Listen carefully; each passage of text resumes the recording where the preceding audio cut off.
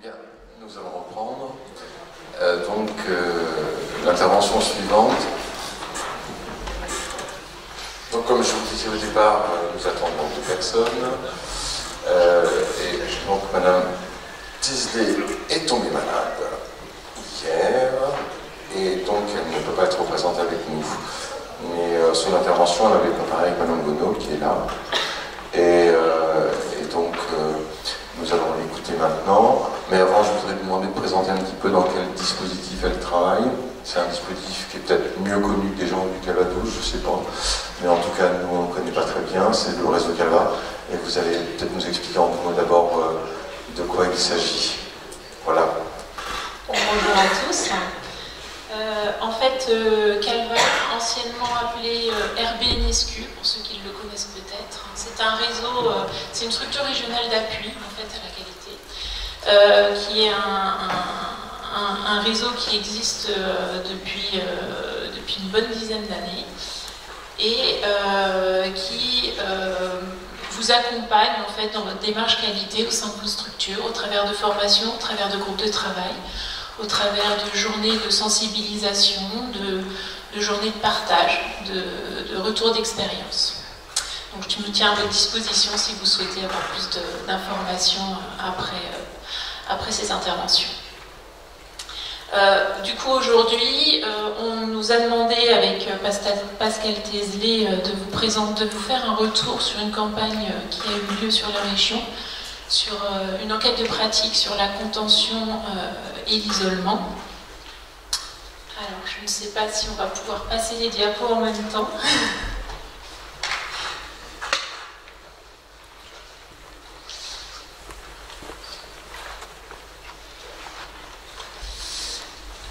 Si on pouvait encore avancer une fois. Donc en fait, encore une diapo, s'il vous plaît. Merci. Pour passer aux objectifs de la campagne, cette campagne, diapo suivante, a été réalisée dans le cadre de la FORAP. La FORAP, c'est une fédération qui regroupe tous les établissements, pas tous les établissements, mais toutes les structures régionales d'appui, telles que Calva. Donc c'était une campagne interrégionale qui a été déployée sur plusieurs régions, dont la nôtre, la Normandie, haute et basse, ex-haute et basse, sur appel à participation. Tous les établissements qui souhaitaient participer à cette campagne pouvaient y participer. Et cette campagne a été mise en place suite aux demandes des adhérents et à l'actualité qui avait évolué au niveau de la réglementation. Les objectifs, c'était de mobiliser les institutions et les professionnels autour de cette problématique, accompagner les établissements dans la mise en place de la politique de réduction des contentions et des isolements et repérer, en fait, les aider à travers cette campagne à repérer les conduites ou situations amenant à l'usage de la contention ou de l'isolement. Le but également était de les accompagner dans cette réflexion sur cette pratique de dernier recours et le rapport qu'on pouvait avoir par rapport au prendre soin. Et il y avait un dernier objectif qui était d'accompagner et suivre les établissements dans la mise en place de leur registre obligatoire. Diapo suivante. Au niveau de la méthode, les secteurs cibles étaient très variés puisque tous les secteurs étaient concernés, l'APSI, le MCO, l'EHPAD, le SIAD, l'HAD, tout secteur confondu en fait. La campagne s'est déroulée, le recueil des pratiques en fait s'est déroulé de novembre 2016 à janvier 2017. C'était une enquête de pratique avec le biais que ça comporte. Les pratiques étaient recueillies à l'aide d'une grille de questions qui étaient posées aux professionnels et donc les professionnels pouvaient y répondre ou pas. Les questions portaient sur le pilotage institutionnel, l'usage des mesures de contention et d'isolement, et on demandait aux professionnels de faire un retour sur un épisode récent auquel ils auraient participé, que ce soit de la contention, que ce soit de l'isolement. Les résultats ont été transmis aux établissements en mars 2017 et une restitution régionale a eu lieu en juin 2017. Donc aujourd'hui, diapo suivante, merci. Ça c'est pour vous montrer un peu toutes les structures qui ont participé à cette campagne. Et en bleu, enfin en vert, apparaissent les établissements qui ont une activité psy. Sachant qu'aujourd'hui, je vais vous présenter que les résultats, faire un focus sur le côté psy. Au niveau des participants, nous avons donc 32 structures qui ont participé au total, dont 5 avaient une activité psy. Le taux de participation était de 46% pour la psy et 31% tout secteur confondu. Ces résultats étant inférieurs à 60% ne peuvent pas être représentatifs de toute la région. Par contre, ils nous permettent de dégager des tendances pour pouvoir réfléchir et travailler par la suite. Donc vous avez les deux camemberts là qui vous montrent la répartition des établissements qui ont participé. Et on peut se rendre compte que tous les départements étaient représentés, l'heure un petit peu moins. Diapo suivante. Au niveau des profils des répondants, donc on avait 418 répondants sur le secteur psy. Au total, on avait 1393 formulaires qui ont été remplis. On voit qu'il y a une prépondérance des infirmiers et des aides-soignants qui ont répondu, puisque à eux deux, ils représentent 80,4% pour la psy et 74,4% pour tout secteur. Donc en fait, la couleur la plus foncée correspond à la psy et la couleur la plus claire, tout secteur confondu. On a les médecins qui ont répondu, interne compris, pour 3,7%. Et on se rend compte quand même qu'il y a 5,7% des professionnels qui ont décidé de ne pas répondre dans quelle catégorie professionnelle ils étaient répertoriés, ce qui indique aussi une certaine méfiance vis-à-vis de toutes ces enquêtes. Diapo suivante.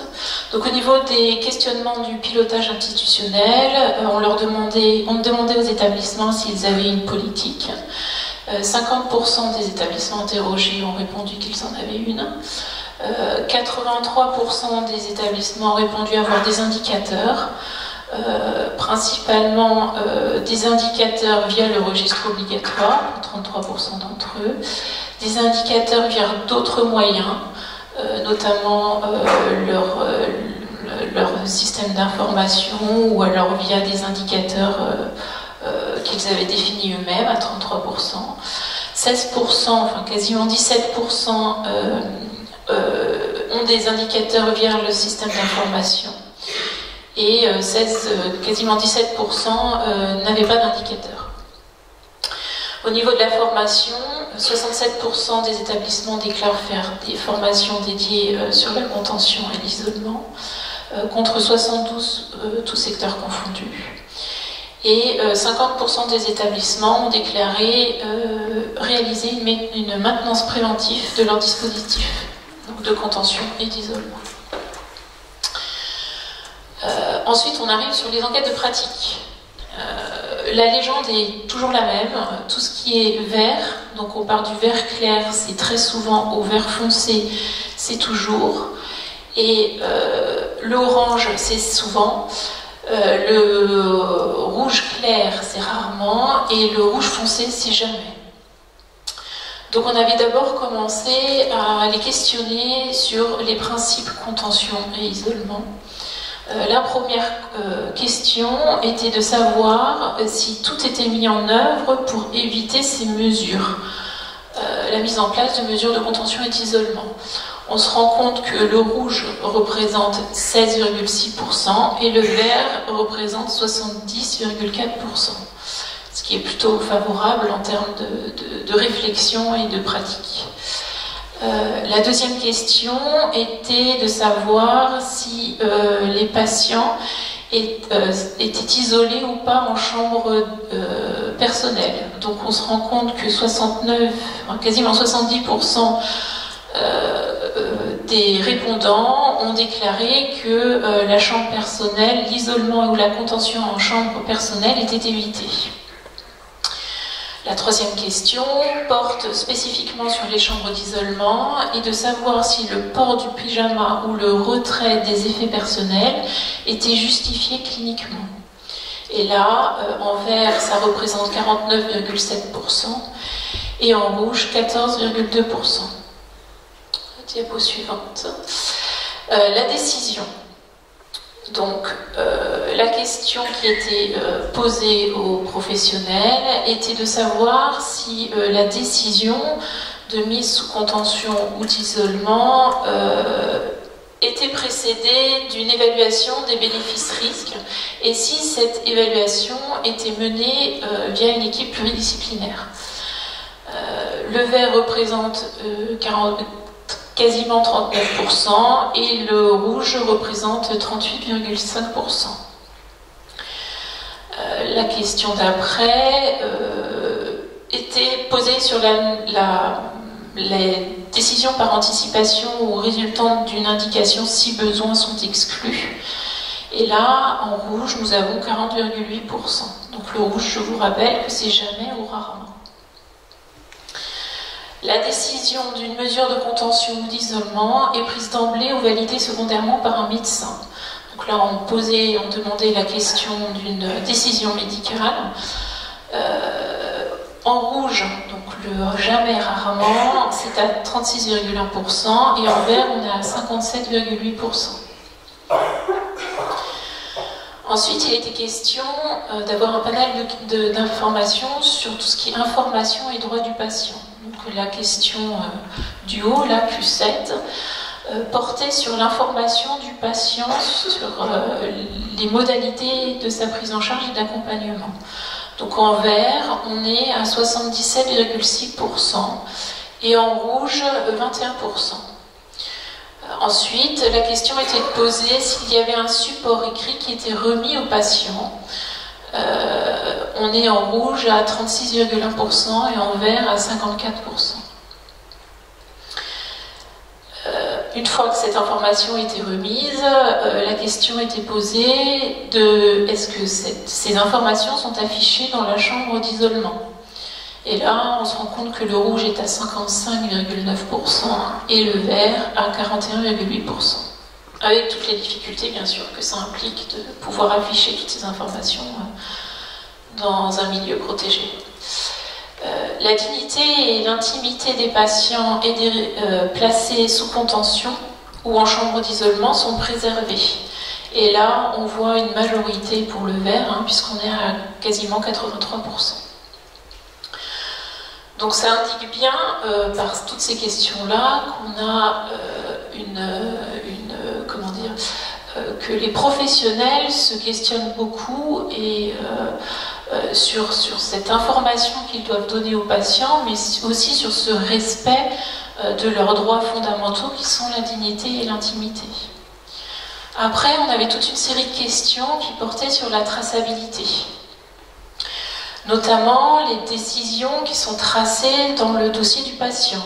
C'est la question du haut, où en vert on est à quasiment 79%.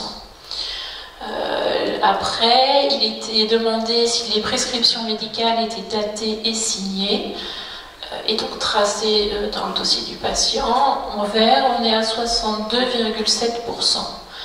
Il y a peut-être encore une petite marge de progression de ce côté-là. Les résultats de l'examen clinique préalable sont tracés à 56%, donc c'est en vert, et en rouge on est à 26,6%.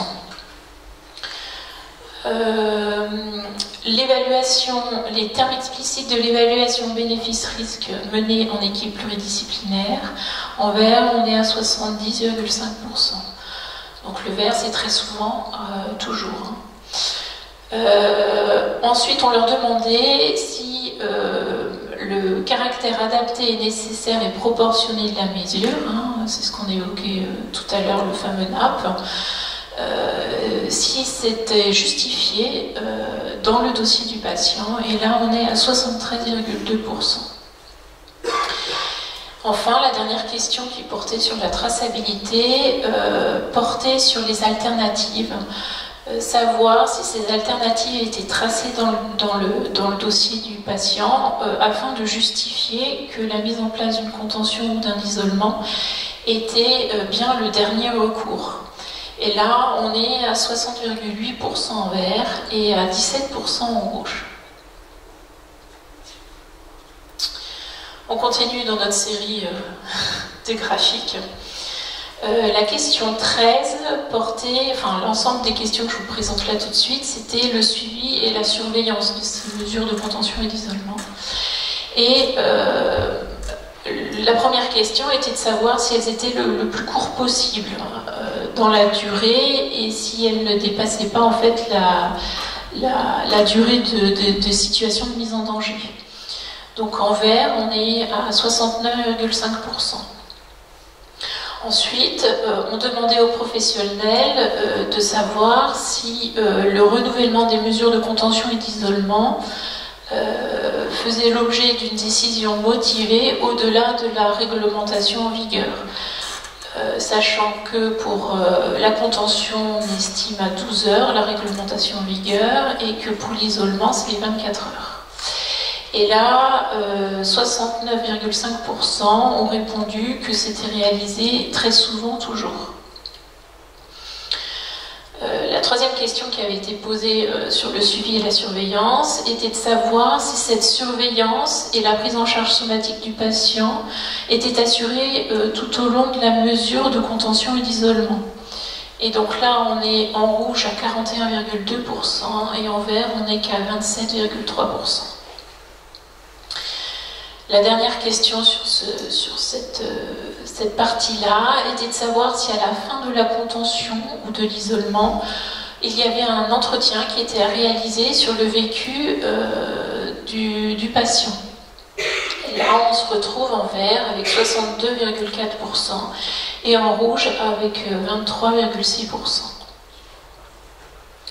Ensuite, il était question de savoir quel matériel et comment il était utilisé. Donc, en chambre d'isolement, la question était de savoir si les conditions de mise en chambre d'isolement, donc les conditions de séjour, étaient favorables à l'apaisement du patient, que ce soit en termes d'espace, de lumière, d'hygiène et tout ce que peut impliquer une mise en isolement. Et là, on est en vert à 62,5% et en jamais rarement, le rouge à 25,5%. Il avait été demandé aussi aux professionnels de savoir si le patient qui était mis sous contention ou isolement avait accès à un dispositif d'appel. Et là, en rouge, on est à 64,1% contre 27% en vert. Ensuite, on leur a demandé si les services de sécurité et incendie étaient informés en temps réel de tout début et de fin de mesures de contention et d'isolement. On est en rouge à 68,1%. Donc ça souligne bien la difficulté notamment de gérer ces chambres d'isolement en termes de sécurité. Ensuite, on s'est intéressé au matériel utilisé pour l'isolement.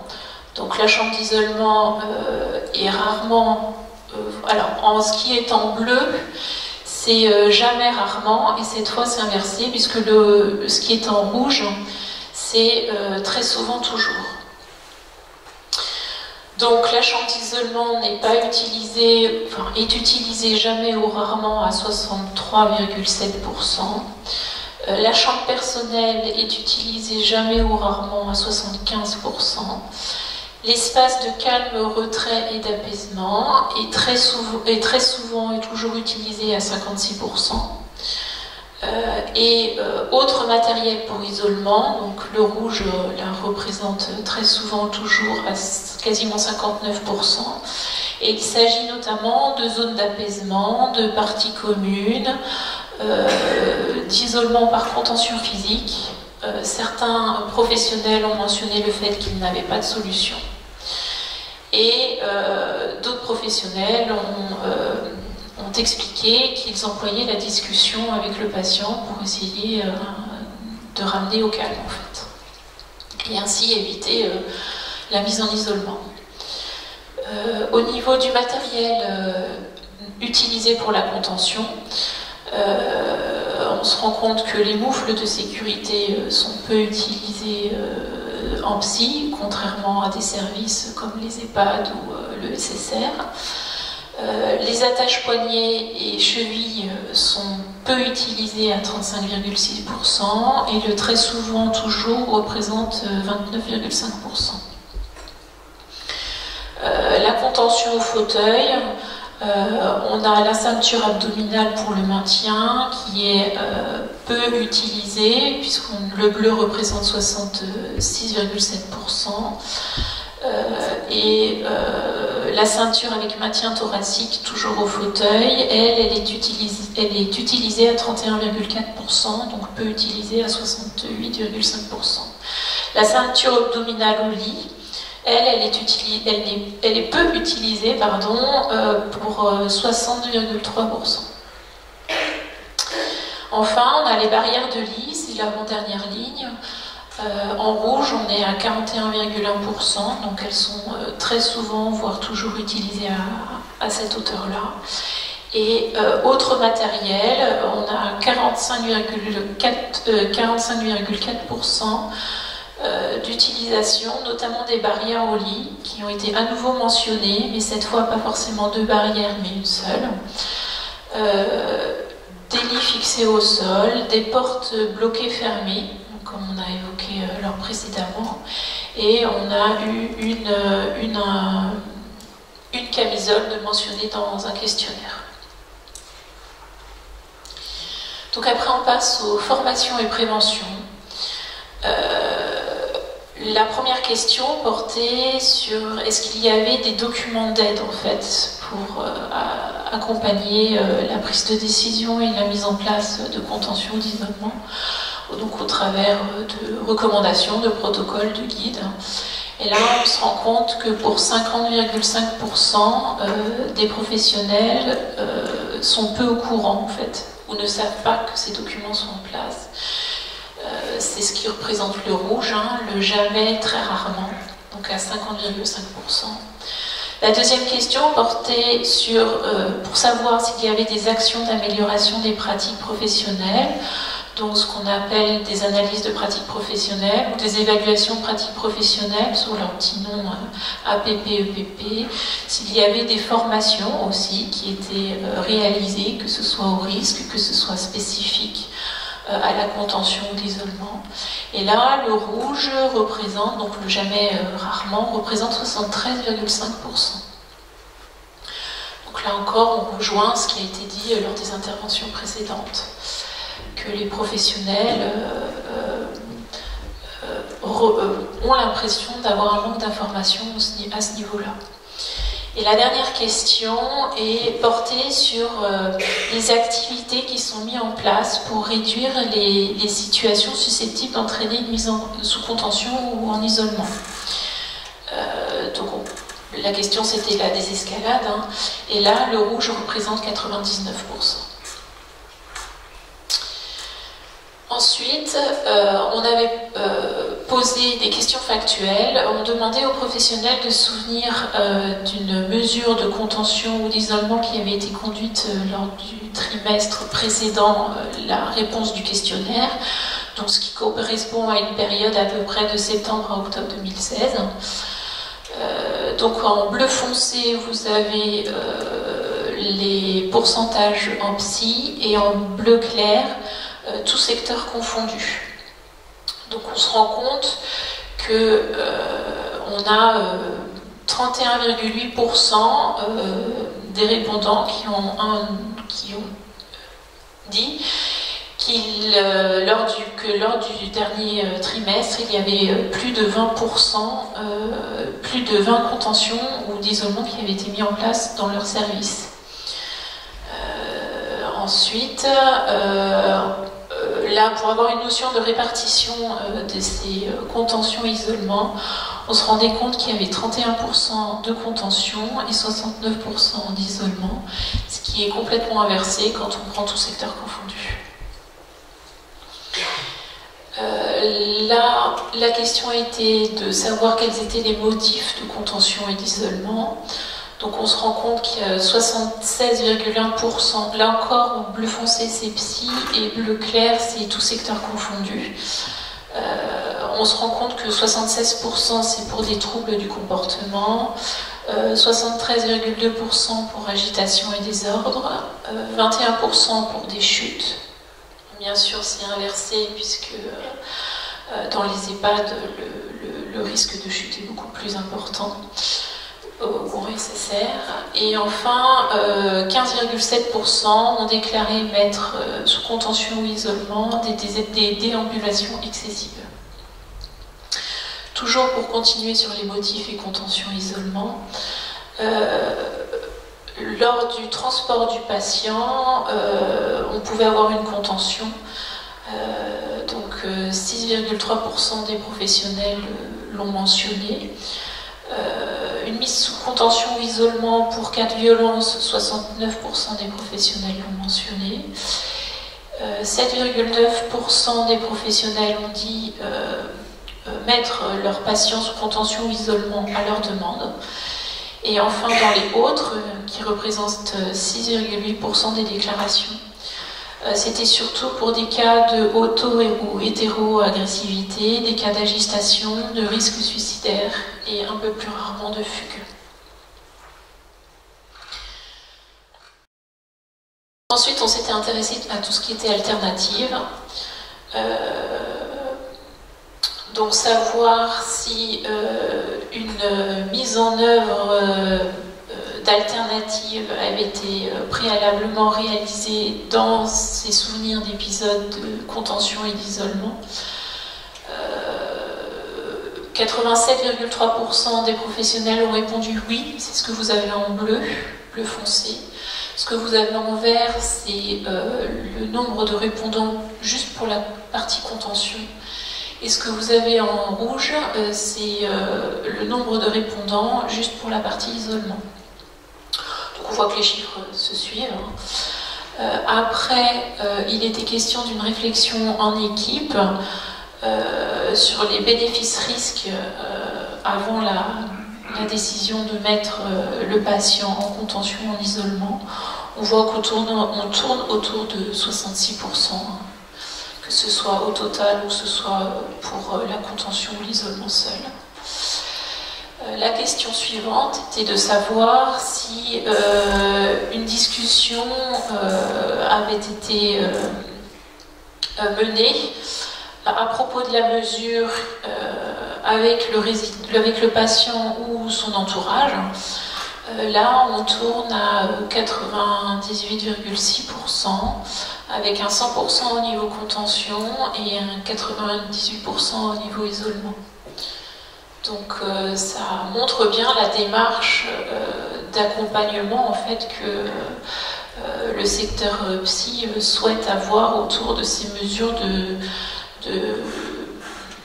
de contention et d'isolement, de restriction de liberté. Alors, c'est écrit petit, mais c'était pour avoir une vision globale sur le bénéfice que peut avoir le patient selon les dires, là encore, des professionnels.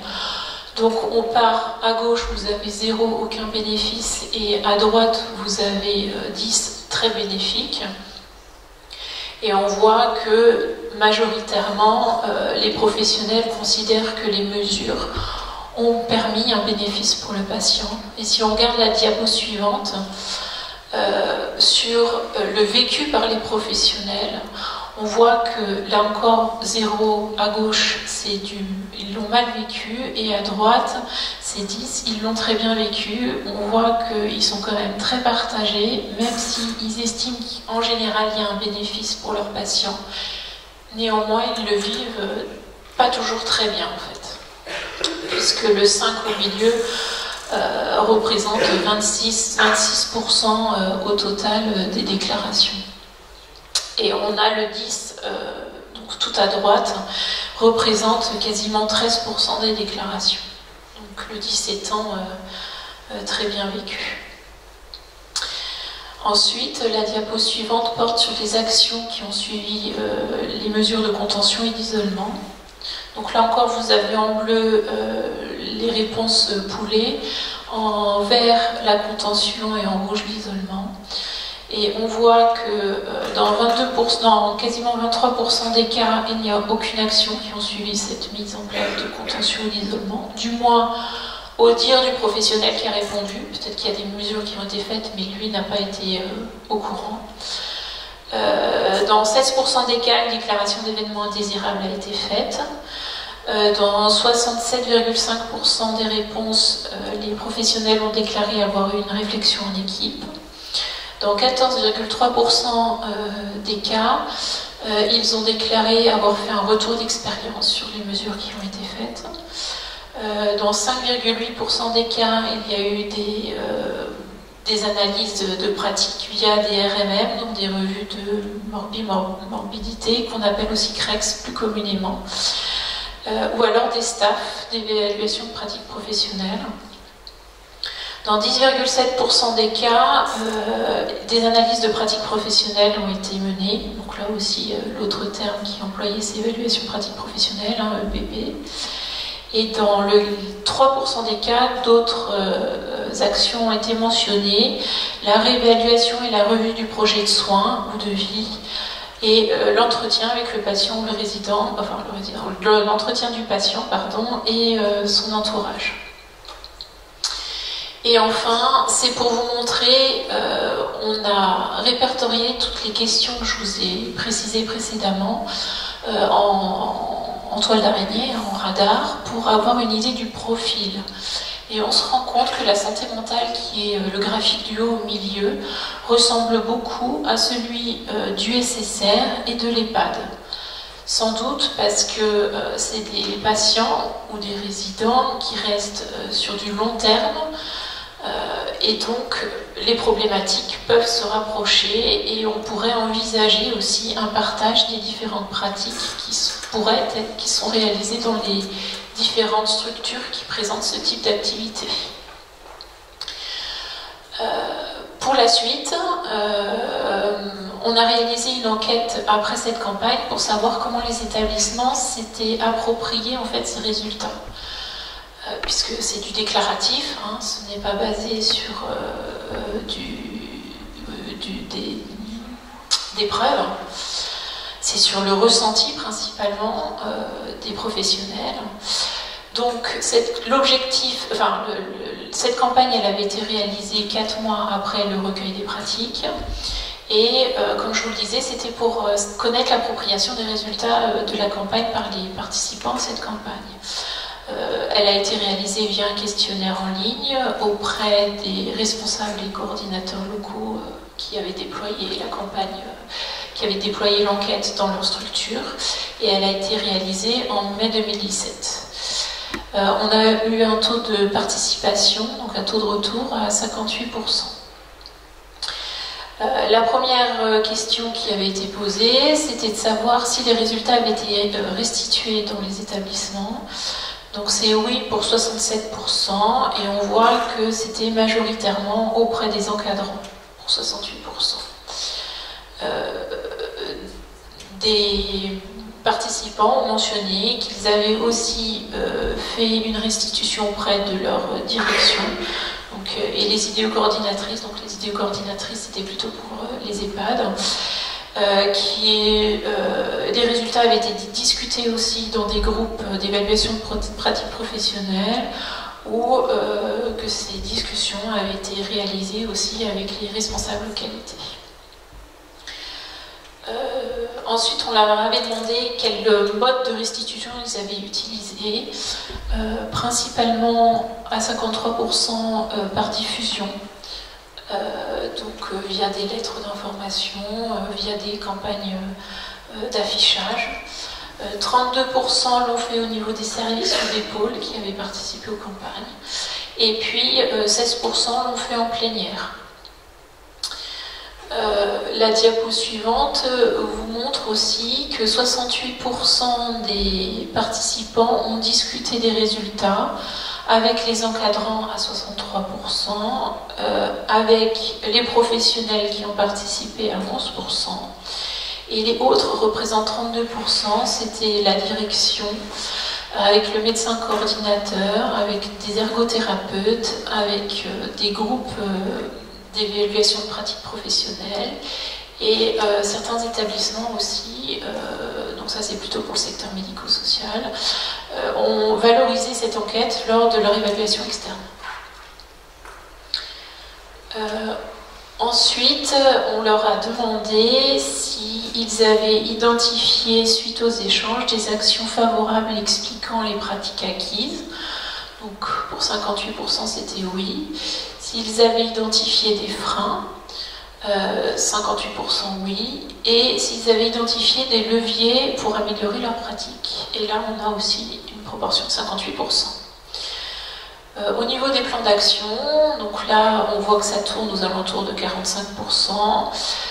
Les établissements ont choisi de faire une sensibilisation et des formations, de communiquer et de réaliser un travail en équipe, de réaliser des analyses de pratiques ou de risques, de resensibiliser à la gestion des événements indésirables et de réaliser des retours d'expérience.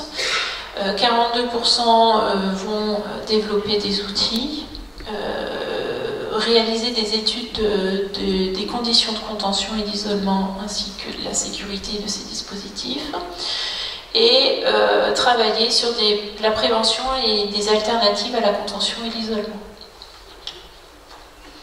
Donc là vous avez des exemples d'actions qui ont été menées, donc soit du travail sur des documents qualité, comme on l'a vu précédemment, sur des formations de sensibilisation, alors spécifiques à la contention ou l'isolement, ou alors sur de l'éthique, sur de la bientraitance, de la gestion de violence, mais aussi sur l'utilisation du matériel.